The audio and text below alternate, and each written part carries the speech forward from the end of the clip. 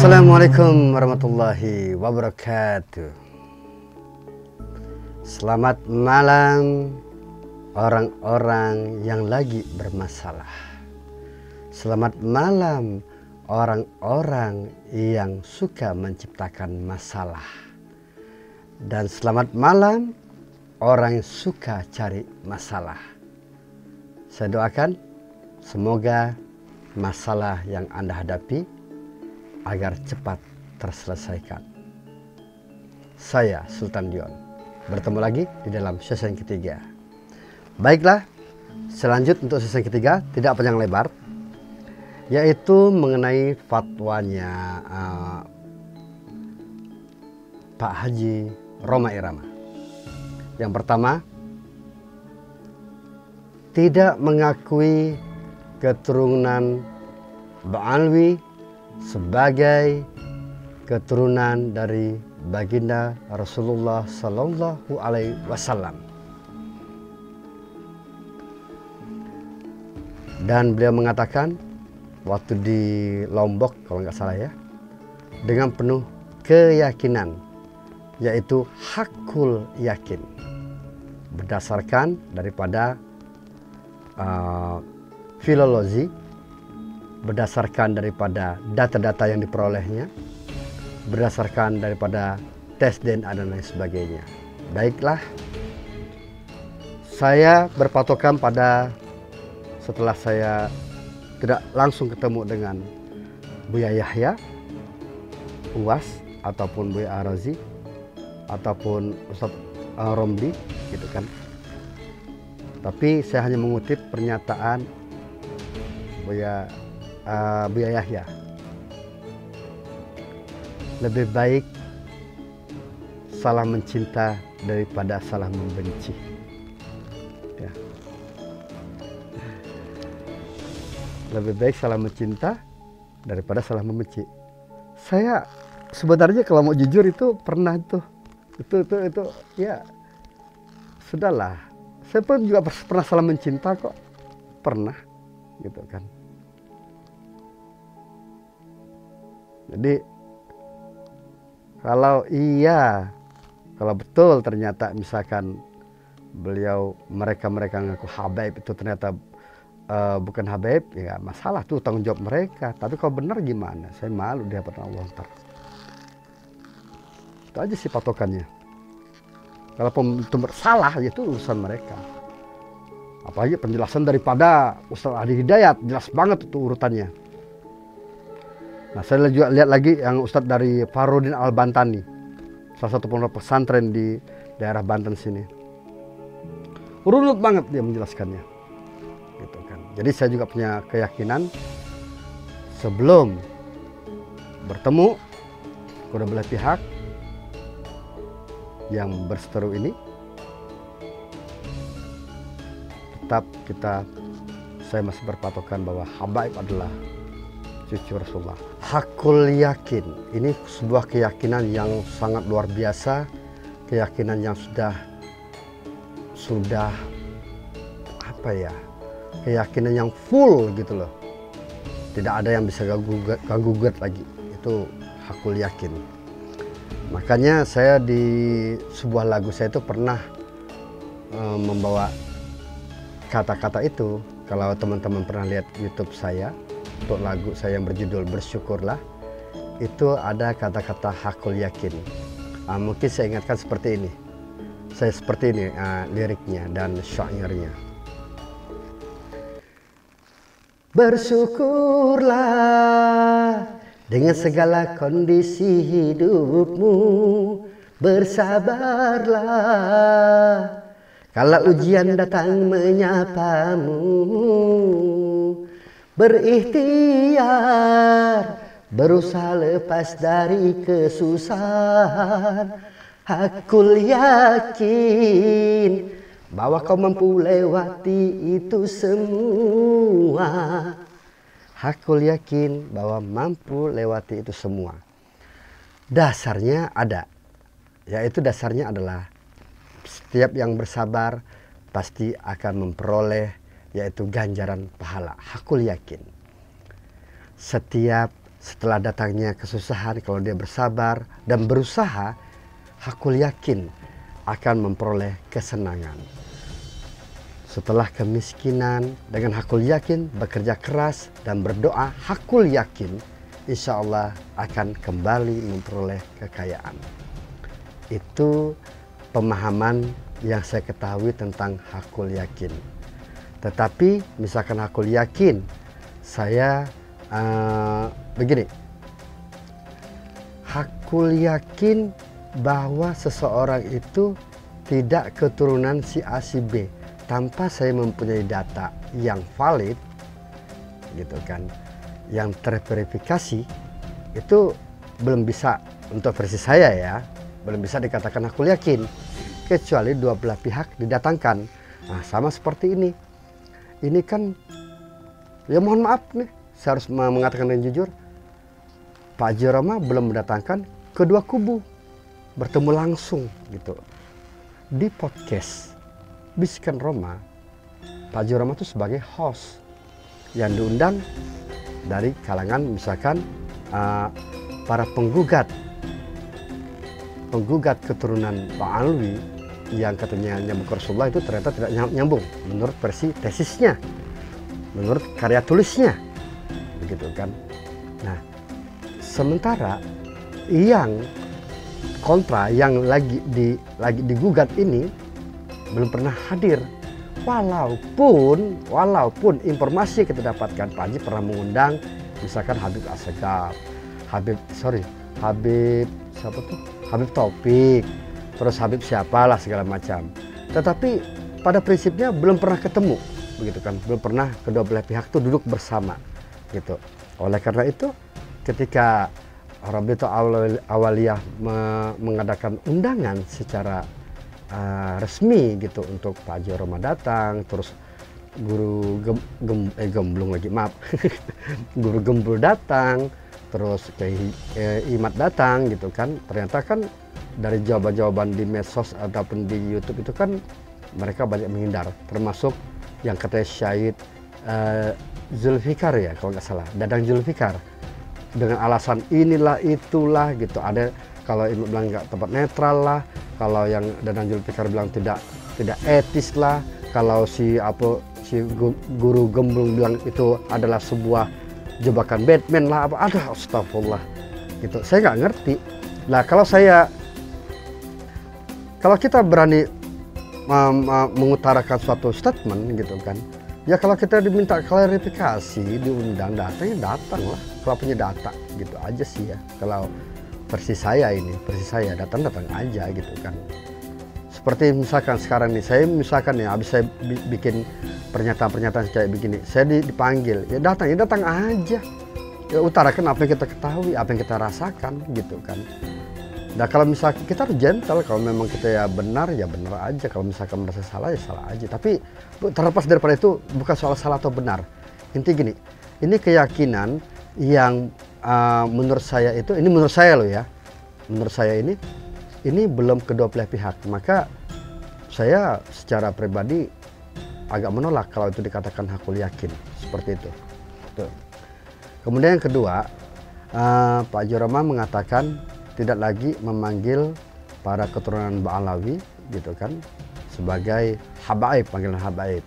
Misalkan beliau menyatakan Habib Rizik Syihab itu cukup dipanggil dengan Al-Mukarram, atau cukup misalkan dipanggil dengan Ustadz Rizik Syihab gitu.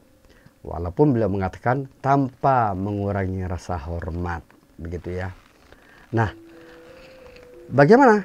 Ya menurut saya sah-sah saja, begitu kan.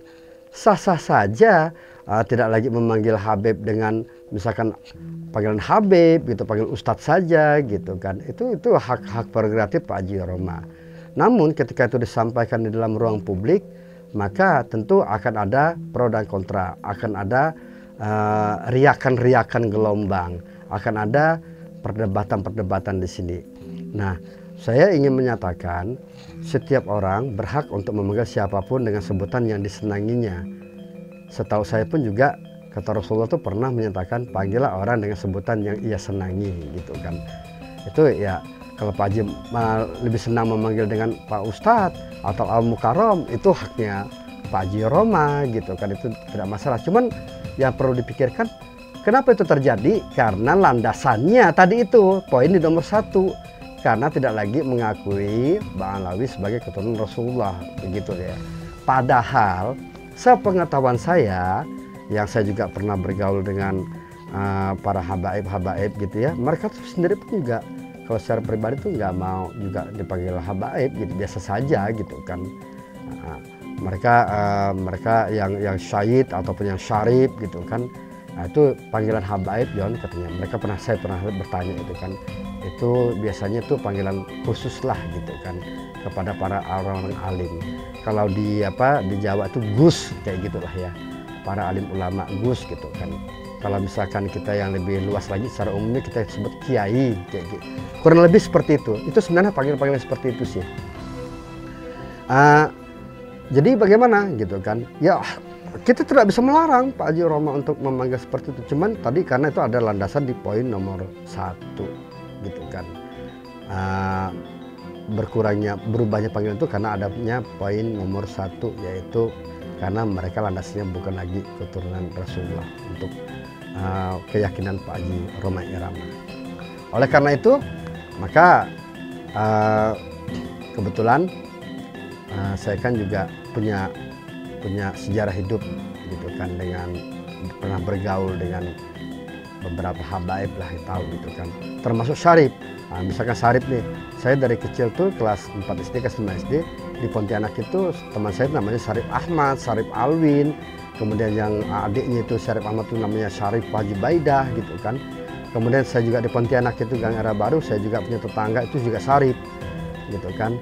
Dan dari saya kecil sampai saya yang tetangga saya itu mereka yang saya rasakan, mereka adalah orang-orang yang berbudi baik, bertutur kata baik, dan tidak pernah menyakiti gitu kan, dari tutur katanya, ucapannya ataupun tindakannya gitu kan. Kemudian saya juga di Jakarta juga demikian. Untuk Habib Rizik saya juga dulu di tahun 90-an ke bawah, 2000-an ke bawah, saya pernah juga ikut pengajian subuh beliau gitu kan. Beliau tuh suka mengajarkan kitab gitu kan. Kebetulan saya ini kan kurang begitu kurang begitu elok di dalam soal agama gitu, tapi kita ikuti pengajian dan itu lemah lembut. Saya juga pernah waktu saya menjadi wartawan, pada saat saya jadi wartawan itu mau wawancara Habib Rizik, datanglah utusan Lia Eden itu untuk menyampaikan risalah ya kan, dari sang Lia Eden, utusan 3 orang gitu kan. Saya pikir waduh, ini Pak Habib Rizik kan garang biasa di atas panggung gitu kan, ternyata disambut dengan tenang ya kan, sampaikan apa yang kalian ingin sampaikan ya kan, secara baik-baik gitu kan. Nah ternyata menyampaikan bahwa bla bla bla bla bla, intinya anak buah Lia Eden itu menyampaikan bahwa Lia Eden itu ingin merekrut inilah segala macam, mengajak habaib lah segala macam. Saya pikir Habib Rizik akan marah, ternyata tidak. Habib Rizik dengan senyum mengatakan jangan begitu gitu kan. Habib Rizik menasihati dengan cara yang baik gitu. Tapi kata Habib Rizik, pada prinsipnya gini, setiap orang itu punya hak untuk memilih agama masing-masing. Apalagi dalam Islam itu lakum dinukum waliyadin. Jadi masing-masing lah dengan kepercayaannya, tapi jangan memaksakan. Apalagi mengajak orang seperti ini. Gitu itu yang saya tangkap betapa lemah lembutnya Habib Rizik gitu kan. Artinya dalam pengalaman hidup saya sendiri belum menemukan sesuatu yang buruk untuk Habib Rizik, untuk para habaib. Nah, kalau di medsos iya, itu fakta, itu kenyataan. Oknum Habib yang keras kata gitu kan. Udah kita sebut nama aja lah. Banyak orang kesel sama Habib Bahar gitu kan. Ya saya sendiri juga kadang-kadang gimana sih nih gitu kan. Tapi saya anggap itu manusia biasa. Tetap kembali lagi, walaupun cucu Nabi juga manusia biasa. Ada pleset juga omongannya. Anggap aja itu oknum. Guru aja pernah salah kok. Kalau kita mau balikin itu ya lebih kacau. Ayo kita mau, kalau kacau dah pokoknya, ngeri saya mau ngomong ini sebenarnya. Berapa banyak pondok pesantren, pengasuhnya, santrinya diapain? Ayo, itu bukan habaib. Jangan begitulah. Jangan gabung-gabung kayak gitu. setiap orang itu punya salah. Setiap orang punya dosa, siapapun dia. Ingat hanya Rasulullah yang maksum. Saya mengidolakan Habib Bahar, misalkan gitu ya. Karena ceramahnya bagus, berani segala macam. Tapi ketika ada kesalahan dia tetap salah. Berlebihan. Provokatifnya kadang-kadang parah gitu kan. Maaf kadang-kadang sedikit lebay. Iya. Main sidat lah segala macam. Gerakan jurusnya kayak gimana tahu gitu kan. Akhirnya kan jadi diserang orang. Ampun dah saya. Tapi itulah manusia biasa. Ya maafkan, maklumin gitu loh. Astagfirullah. Itu tidak bisa kita pungkiri. Saya anggap itu oknum. Karena tidak semuanya orang yang kita inginkan itu sama gitu loh. Anak saya misalkan gitu kan, harus seperti dia dong, orangnya yang nggak pernah macam-macam gitu kan. Belum tentu, mungkin anak saya bermasalah. Itu biasa saja dalam hidup seperti itu gitu kan. Nah, Habib Bahar kalau gitu kita kritik aja gitu loh. Kita kritik aja. Kalau misalkan memang dia salah ya salah aja. Tetapi tidak boleh kita misalkan gara-gara ada tikus di dalam sebuah kapal lalu kapal itu yang dibakar. Kira-kira seperti itu ya. Itu versi saya. Oleh karena itulah saya sampaikan ini sebagai bentuk menyayangkan, bentuk rasa hormat saya, bentuk rasa sayang saya kepada Pak Roma. Menyayangkan kok harus mengeluarkan statement seperti itu. Padahal saya tahu waktu di demo besar-besaran 212 itu Pak Roma juga sempat untuk ikut gitu kan. Pada saat itu yang memimpikan Habib Rizik ya, sebagaimana kita tahu gitu kan. Pak Roma juga ikut bersama. Pak Roma juga pernah datang ke Habib Rizik. Pak Roma waktu itu di atas panggung sempat nyanyikan, janganlah kalian suka terpecah belah, laksana buih di atas lautan,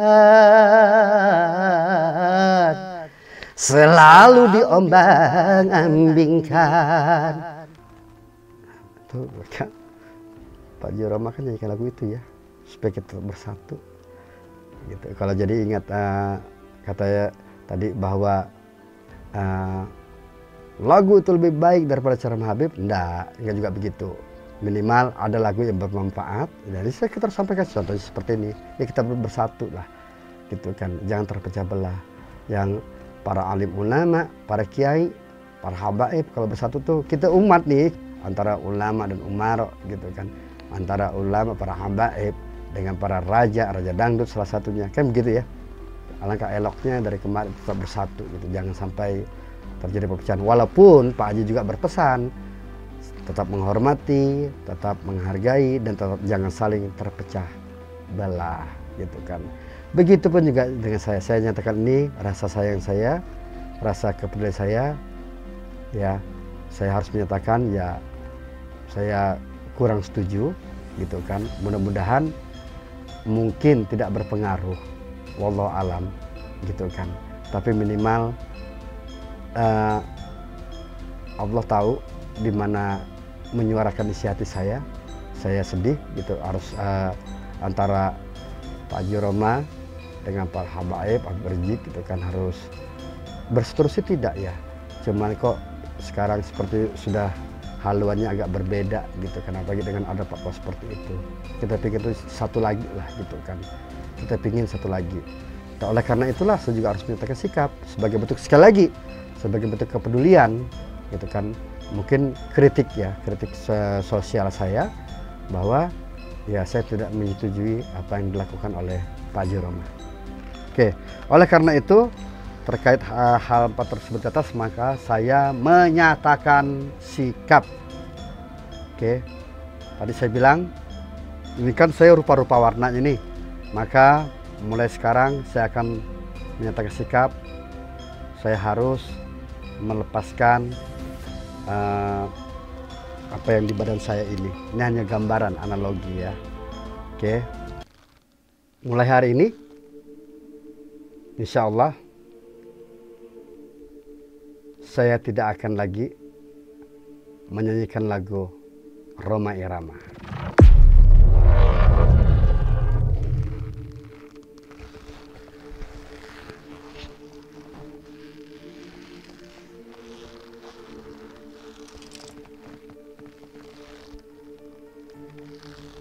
Jadi mungkin ada yang beranggapan tidak berpengaruh, ya nggak apa-apa.